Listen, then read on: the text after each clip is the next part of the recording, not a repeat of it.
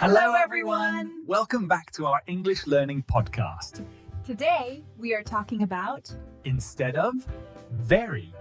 What does instead of very mean? using very is common. But overusing it makes writing weak. Yeah. Instead of saying very plus adjective, you can use a stronger adjective. She is very happy. Good job. We can instead say she is ecstatic. 2.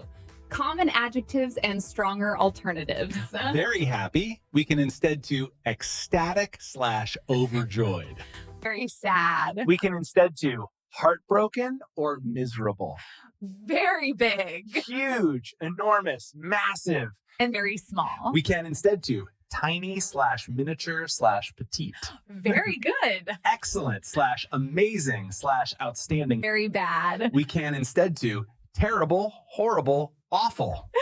Very fast. Rapid, swift, speedy.